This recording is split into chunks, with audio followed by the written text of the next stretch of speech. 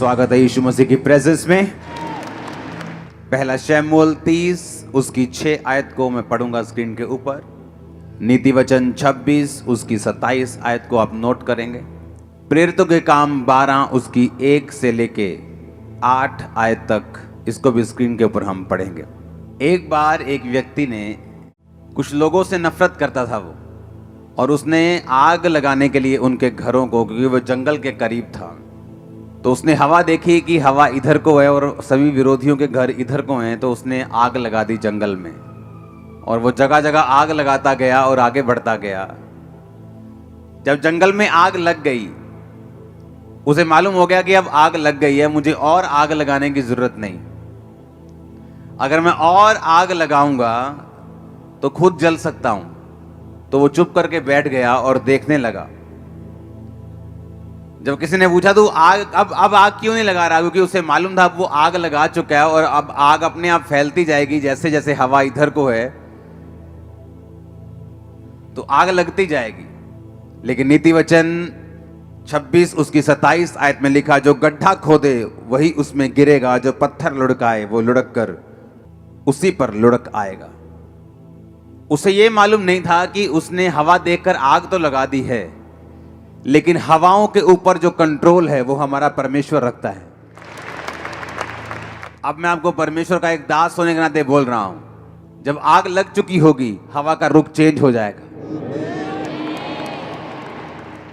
क्योंकि अगर आप लोग लड़ने वाले नहीं हैं हथियारों से, इसका मतलब ये नहीं है कि तुम्हारा परमेश्वर लड़ने वाला नहीं है। अगर तुम लोग बदला लेने वाले नहीं हो, इसका मतलब यह नहीं है कि तुम्हारा परमेश्वर जो है वो बदला लेने वाला नहीं है। क्रिश्चियन लोगों को हुक्म है कि जस्ट खड़े रहो। आप लड़ते नहीं, इसका मतलब यह नहीं है कि आपका परमेश्वर चुप बैठा है।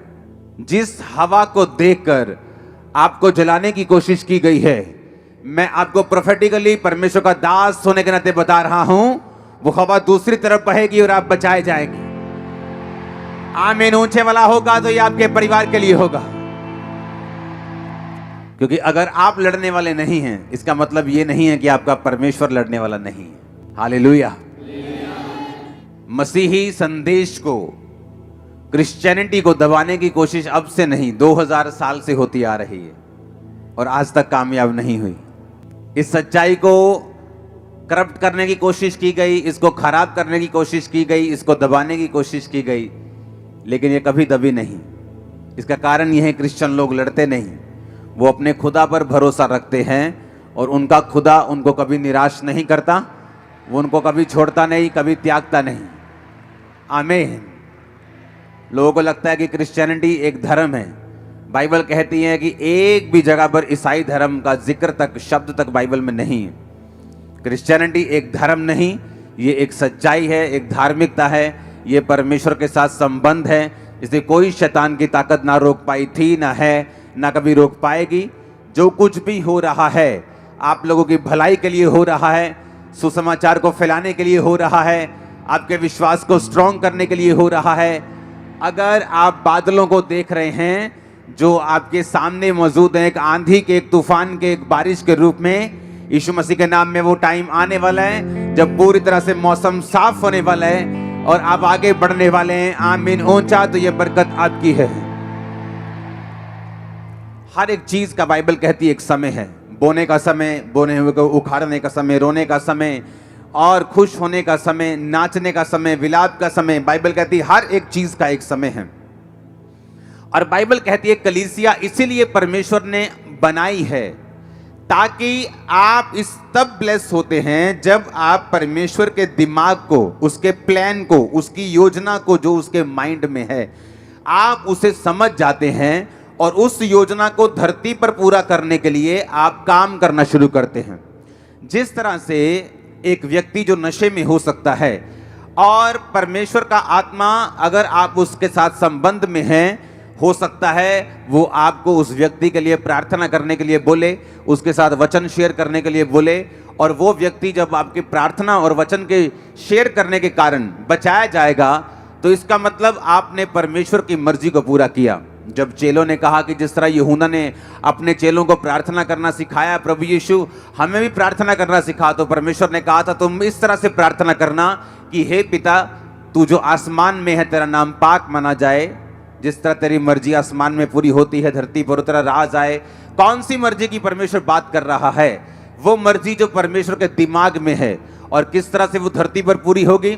बाइबल कहती है, परमेश्वर के आत्मिक नियमों की किताब में से ये नियम है कि परमेश्वर धरती के ऊपर कोई भी काम जो है वो अपने आप नहीं करता। बाइबल कहती है वो कर सकता है, लेकिन आप लोगों को सहभागिता में बनाने का उसका कारण ये था कि आप लोग परमेश्वर के द्वारा ठहराए हुए कामों को करेंगे, और इसी के जरिए ये एक लैडर बन जाएगी, एक कांटेक्ट बन जाएगा कि पीछे लाइट है, आगे बल्ब भी लगा हुआ है, लेकिन जब कनेक्शन ही नहीं है लाइट से बल्ब की ओर, वो इलेक्ट्रिसिटी फ्लो नहीं कर रही, तो लाखों रुपए का बल्ब और पीछे हजारों वोल्ट की रोशनी किसी काम की नहीं।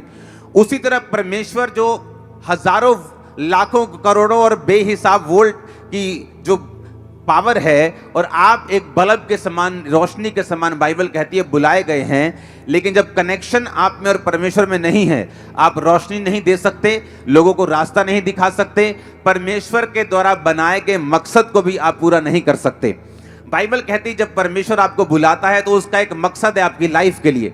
अब आपको उस मकसद को समझना है जो परमेश्वर के दिल में है आप लोगों के लिए, और जैसे ही आप उस मकसद को समझ के काम करना शुरू कर देंगे, वो इलेक्ट्रिसिटी का फ्लो होगा, आप चमकने लगेंगे, आपकी पर्सनल लाइफ भी ब्लेस होने लगेगी। इसी तरह से मैं ब्लेस हुआ हूं, जिस तरह से अब आप ब्लेस होने वाले हैं। आमीन ऊंचा तो ये आपके परिवारों तक जा रहा है इसका असर। तो अब मुझे ये बात समझ में आ गई कि मैं इसलिए ब्लेस होता हूं कि सिर्फ इसलिए नहीं कि मुझे एक जीवित कलीसिया में जाकर आमीन आमीन बोलना है, मुझे मास प्रेयर रिसीव करनी है और मैं ब्लेस हो जाऊंगा। इसके लिए परमेश्वर ने आपको नहीं बुलाया। वो मास प्रेयर आपके छुटकारे के लिए है, वो आपको आगे बढ़ाने के लिए है, वो आपको परमेश्वर का असली मकसद दिखाने के लिए है। जब बाइबल कहती है, जब हम शमूएल की पुस्तक पहला शमूएल उसका 30 उसकी 6 आयत को पढ़ते हैं तो लिखा, और दाऊद बड़े संकट में पड़ा क्योंकि लोग अपने बेटे बेटियों के कारण बहुत शोकित होकर उस पर पथराव करने की चर्चा कर रहे थे, परंतु दाऊद ने अपने परमेश्वर यहोवा को याद करके हियाव बांधा। अब यहां पे लिखा कि दाऊद बड़े संकट में पड़ा। रीजन क्या था? कारण यह था कि दाऊद के सारे लोग बंदी बना लिए गए थे, और दाऊद के सारे लोगों को उसके दुश्मनों ने बंदी बनाकर वो ले गए, और दाऊद के अपने लोगों से पत्थरवा करने की चर्चा करने लगे। अब दाऊद यहां पर बाइबल कहती है कि परमेश्वर यहोवा को याद करके उसने हौसला बांधा, उसने हियाव बांधा। परमेश्वर यहोवा को कैसे याद किया? नाम लिया उसका। बाइबल कहती खुदा अपने वचन में रहता है। उसने वचनों को याद किया कि चाहे मैं घोर अंधकार के तराई के बीच में से होकर चलूं, मृत्यु की वादियों में से होकर चलूं, पानी में से होकर चलूं, तो मुझे वो डुबो ना पाएगा, मौत की वादी मुझे मार ना पाएगी, आग मुझे जला ना पाएगी। बाइबल कहती उसने परमेश्वर के वचनों को याद करके हियाव बांधा। जब आपके आसपास का माहौल डर वाला है, या आपके आसपास का माहौल कंफ्यूजन भरा है, बेचैनी से भरा हुआ है, और अगर आप बाइबल नहीं पढ़ते, आप कभी भी छुटकारा नहीं पाएंगे। जिस चर्च में आप जाते हैं, अगर उस चर्च का जो सरमन, उसका वचन आपको बाइबल पढ़ने और खुद प्रार्थना करने को प्रेरित नहीं करता, तो आप गलत सरमन सुन रहे हैं। दाऊद ने, बाइबल कहती, यहोवा के वचन को याद किया, क्योंकि जब माहौल आपके आसपास इतना खराब था, तो बाइबल कहती है कि दाऊद ने यहोवा के वचन को याद किया, स्मरण किया और हियाव बांधा, और उसके वचन को याद करके दाऊद ने अपने मन में मनन करके परमेश्वर में हियाव बांधकर आगे बढ़ा, और वो बचाया गया। जब विरोध होता है, आपकी लाइफ में कुछ परीक्षाएं आती हैं, या बीमारी की एंट्री होती है, या कुछ परीक्षा की एंट्री होती जो परमेश्वर की ओर से है, सबसे अधिक जो आपको उस समय चाहिए वो परमेश्वर का वचन है। और जैसे ही आप परमेश्वर के वर्ड को पढ़ते हैं, आप नोटिस करते हैं, चाहे आपके बाहर का माहौल कैसा भी हो, वो चाहे अभी चेंज हुआ या नहीं हुआ, आपके अंदर का माहौल जो है एक क्रिश्चियन व्यक्ति के लिए ज्यादा मायने करता है। जब अंदर का माहौल हिलता है तो आप डूबते हैं। बाइबल कहती पतरस जब परमेश्वर को पूछ कर चलने लगा कि प्रभु अगर तू ही है तो पानी पे चल के आऊं, तो परमेश्वर ने कहा आ जा। जब पानी पे चलने लगा, बाहर का माहौल तो वही था, आंधी और तूफान आ रहे थे, अंदर का माहौल बदल गया और वो डरने लगा, क्योंकि शैतान ने कहा ओए तुझे मालूम नहीं, इंसान को पानी पे चलने के लिए तो बनाया नहीं गया, मछलियों को बनाया गया। परमेश्वर ने तो मछलियों को बनाया पानी पे चलने के लिए और बहने के लिए और तैरने के लिए, तुझे तो नहीं बनाया, तो डूब जाएगा अभी। और जैसे ही उसने शैतान की बातों की ओर ध्यान दिया, शैतान भी वचन का प्रयोग करता है, वो भी वचन में क्या लिखा है उसको आपके खिलाफ प्रयोग करने की कोशिश करता है। और जब आप लोगों में वचन नहीं होता, आप उसकी बातों पे यकीन करते हैं, और बहुत से लोग परमेश्वर के उस योजना को समझ नहीं पाते और उसे पूरा नहीं कर पाते। हालेलुया।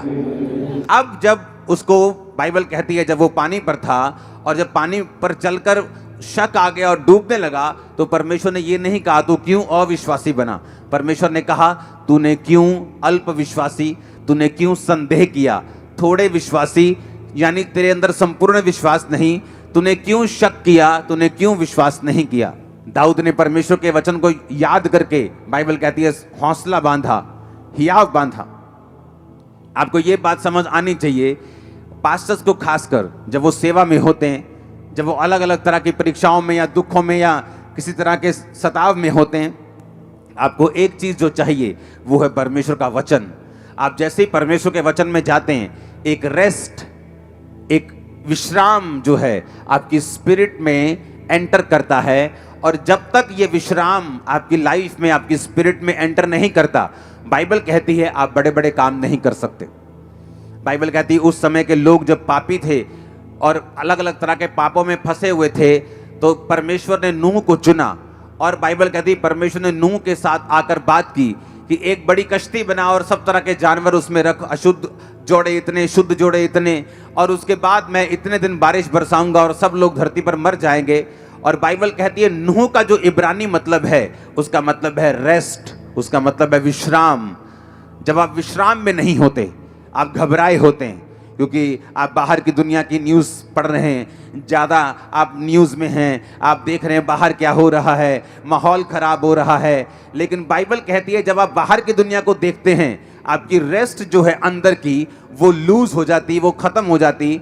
और जिस दिन आपका विश्राम जो है वो ख़त्म होता है, परमेश्वर आपको इस्तेमाल तो कर सकता है, लेकिन बड़े कामों के लिए आपको इस्तेमाल नहीं कर सकता, क्योंकि परमेश्वर को बड़े कामों में आपको इस्तेमाल करने के लिए एक विश्राम में, रेस्ट में, जो आदमी, जो औरत, जो खुदा का दास, दासी, विश्वासी, विश्वासनी रेस्ट में हो, आराम में हो।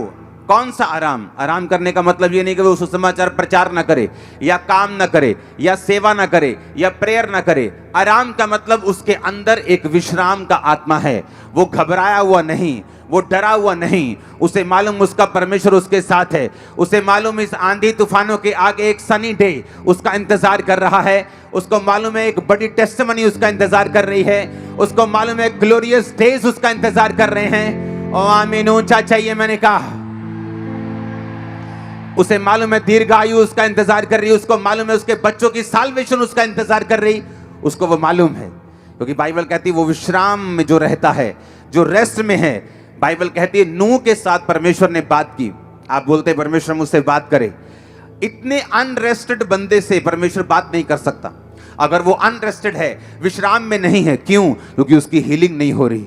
हर टाइम वो हीलिंग के लिए प्रेयर कर रहे हैं, हर टाइम हीलिंग के बारे में सोच रहे हैं, हर टाइम मास प्रेयर में भी हीलिंग के बारे में सोच रहे हैं, हर टाइम पर्सनल प्रेयर में भी हीलिंग के बारे में सोच रहे हैं। उसके बच्चा नहीं है, हर टाइम वो बच्चे के बारे में सोच रहे हैं। परमेश्वर को मानूं नहीं, मैं मानूंगा नहीं, कोई बात नहीं। हर टाइम अगर इसी बारे में वो सोच रहा है, इसका मतलब उसके अंदर रेस्ट की कमी है, विश्राम की कमी है।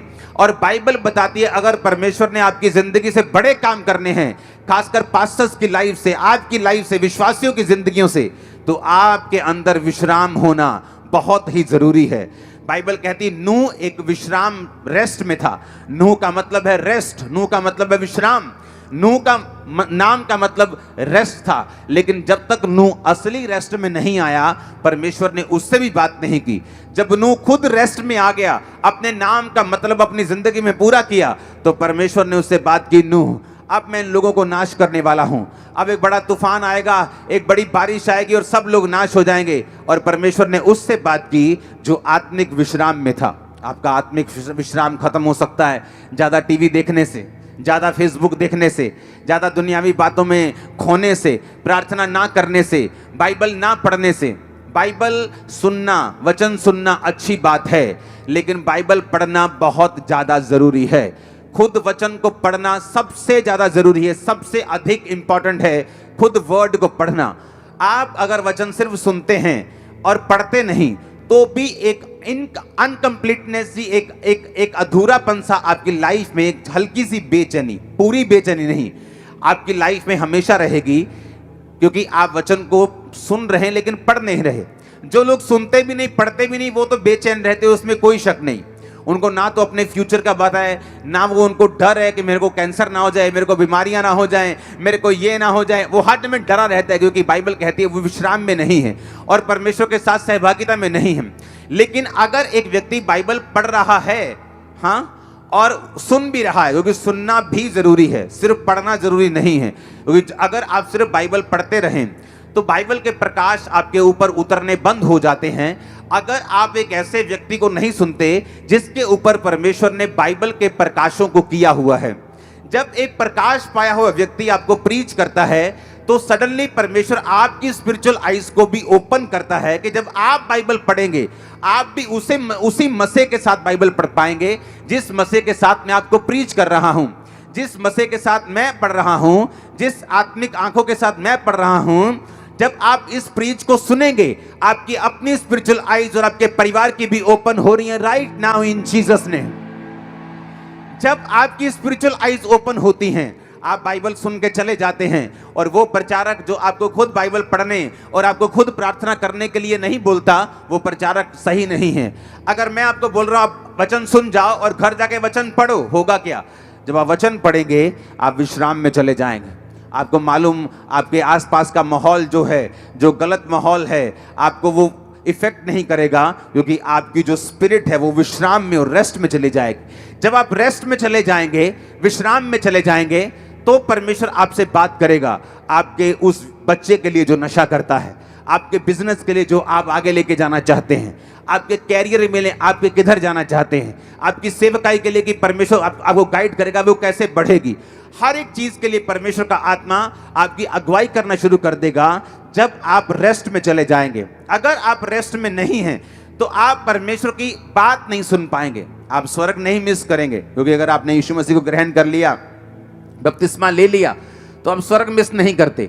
लेकिन धरती पर भी एक मकसद है परमेश्वर का आपको भेजने का, और जब आप उस मकसद को पूरा करते हैं, आप खुद भी रोशनी पाते हैं और आपके लोग, आपका परिवार भी रोशनी पाता है। इसलिए परमेश्वर ने कहा तू बच, तेरा घराना बचाया जाएगा। क्योंकि जब तू कनेक्शन कर लेगा और तू जग जाएगा, तू ऑन हो जाएगा, तेरे लोग भी रोशनी पाएंगे, तेरा परिवार भी रोशनी पाएगा, तेरे बच्चे भी रोशनी पाएंगे, तेरा भाई भी रोशनी पाएगा, क्योंकि तू मेरे साथ कनेक्टेड हो चुका है। आमीन। अब अगर आपका कलीसिया में जन्म हुआ है और आप परमेश्वर, बाइबल कहती है जिस तरह से आप परमेश्वर के भवन में लगाए जाएंगे, रोपे जाएंगे और बढ़ाए जाएंगे। हर एक विश्वासी अकेला नहीं लगाया जा सकता। अगर आप सोच रहे हैं कि आप विश्वासी हैं, आप क्रिश्चियन, आप घर बैठ के प्रार्थना कर लेंगे, बाइबल पढ़ लेंगे, आप बिल्कुल रॉन्ग है 100%। बाइबल कहती, पौलुस ने कहा तुम कलीसियाओं की रीति के अनुसार इकट्ठे होना ना छोड़ो। पहले शनिवार को इकट्ठे होते सब्त के दिन, अब संडे को इकट्ठे होते हैं ग्रेस के दिन। परमेश्वर ने उस ग्रेस को, उस सब्त को, उस जो व्यवस्था थी उसको ग्रेस में बदल के हमें संडे के दिन इकट्ठा होने के लिए बोला। और बाइबल कहती है वो रोज इकट्ठा होते थे, हम तो हफ्ते में 2 दिन इकट्ठा होते हैं और रात को हम रोज प्रेयर माउंटेन में इकट्ठा होते हैं। लेकिन बाइबल कहती है कि किस काम के लिए परमेश्वर ने आपको भवन में लगाया है। अब हम पढ़ेंगे, जब हम प्रेरितों के काम उसकी 12, उसकी 1 से 8 आयत पढ़ते हैं, तो वहां पे लिखा, उस समय हेरोदेस राजा ने कलीसिया के कई व्यक्तियों को सताने के लिए उन पर हाथ डाले। उन्होंने यूहन्ना के भाई याकूब को तलवार से मरवा दिया। जब उन्होंने देखा कि यहूदी लोग इससे आनंदित होते हैं, तो उन्होंने पतरस को भी पकड़ लिया, और वे दिन अख़मीरी रोटी के दिन थे। उसने उसे पकड़कर बंदी गृह में डाला और 4-4 सिपाहियों के 4 पहरों में रखा, और इस विचार से कि फसह के बाद उसे लोगों के सामने लाएं। बंदी गृह में पतरस बंद था, परंतु कलीसिया उसके लिए लौ लगाकर परमेश्वर से प्रार्थना कर रही थी।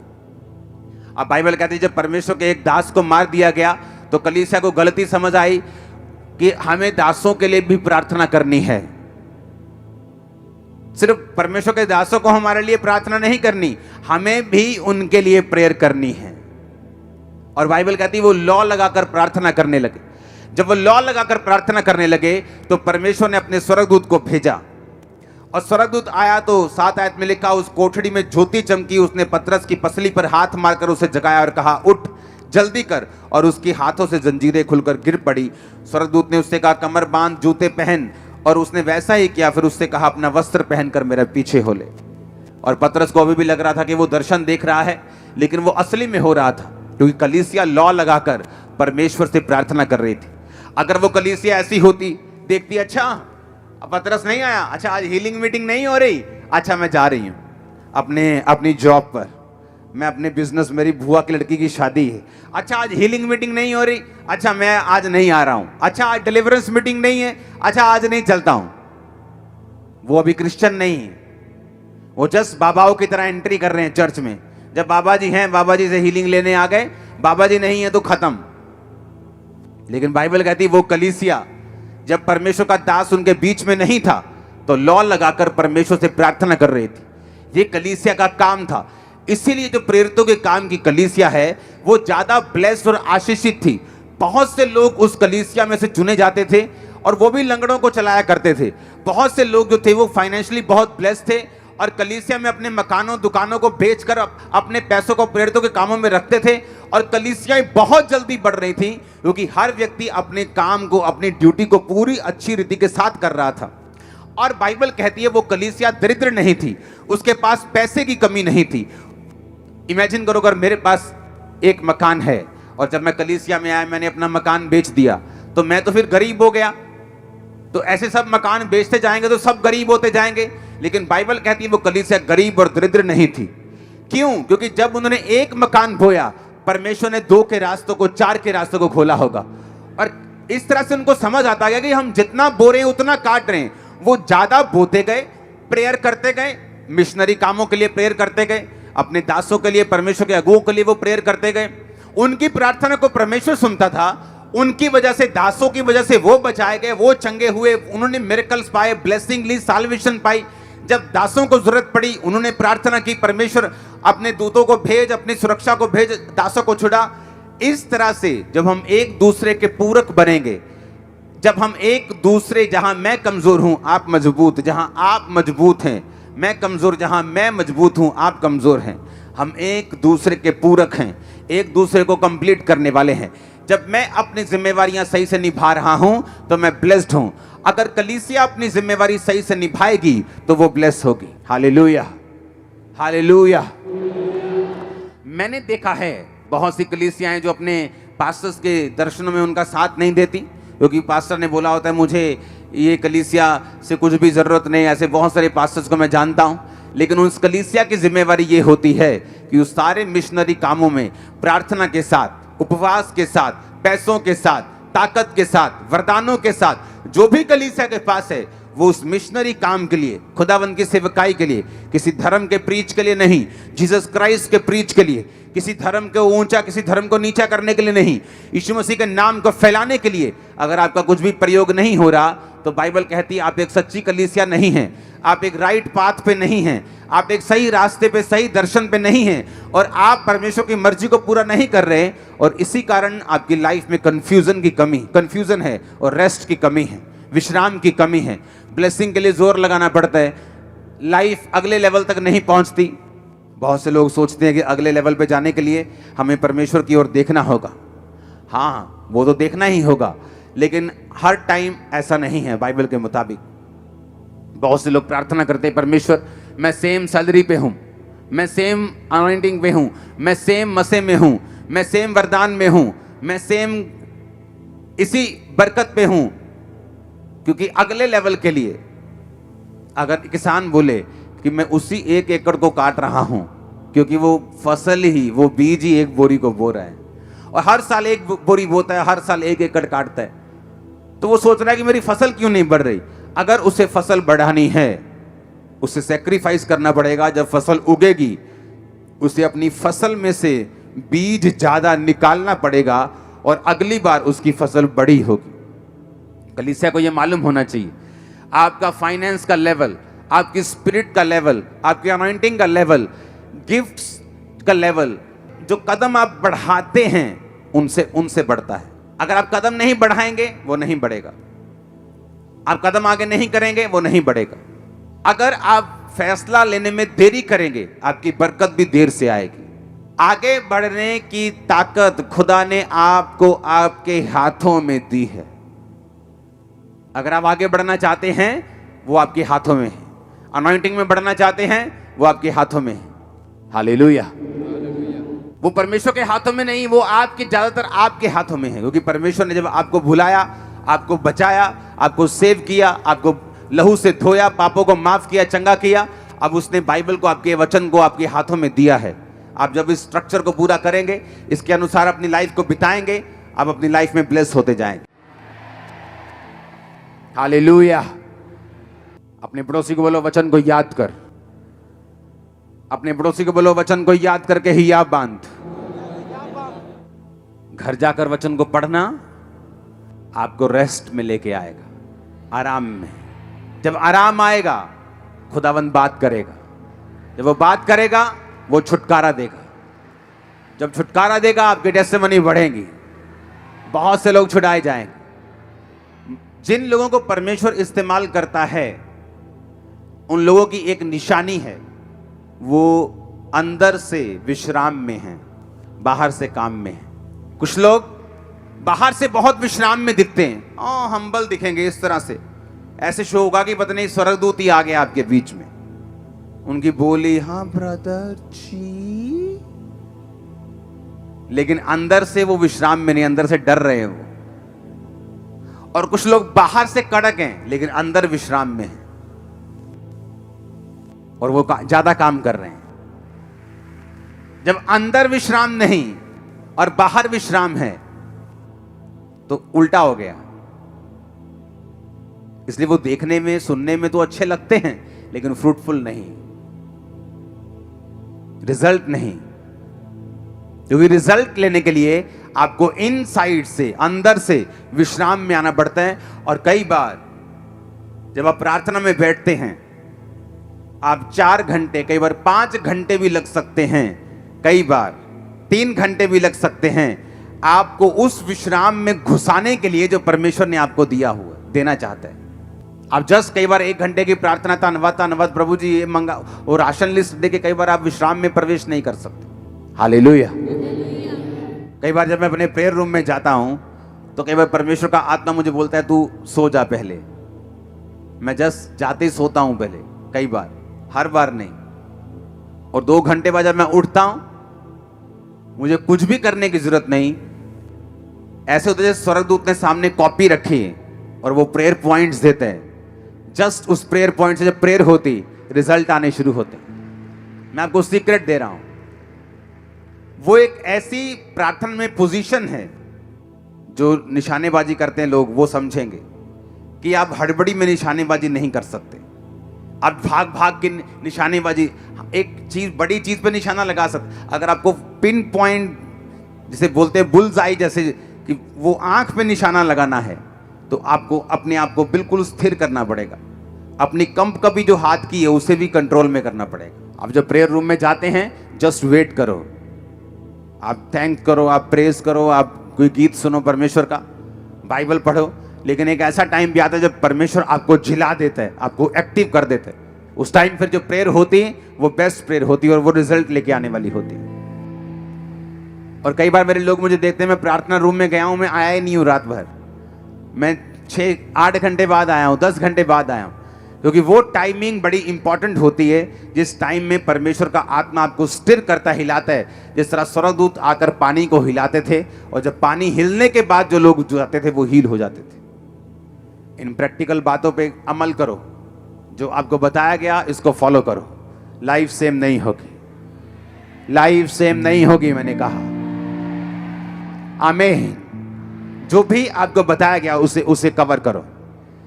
और यही, इन्हीं चीजों में आपकी ब्लेसिंग है, इन्हीं चीजों में आपकी आशीष है कि जो परमेश्वर की राइट नाउ नीड है, उसके लोगों को जो जरूरत है, उसके अनुसार प्रेयर में जाना, ये आपको चाहिए। आमीन। और जब उसके अनुसार हम प्रार्थना करेंगे, हम बचाए जाएंगे, हम ब्लेस्ड भी होंगे। उसके अनुसार प्रार्थना करेंगे, परमेश्वर हमारी दिक्कतों को भी दूर करेगा, वो बीमारियों को भी दूर करेगा। क्योंकि एक्चुअल में परमेश्वर ने जो कुछ भी आपको देना है वो अपनी मर्जी से देना है, और अपनी ग्लोरी के लिए देना है, और अपनी महिमा के लिए देना है, उसके नाम को ऊंचा करने के लिए देना है। God bless you all. वो आपको सेम ना रहने दे। आमीन। ऊंचा ये बरकत आपकी है।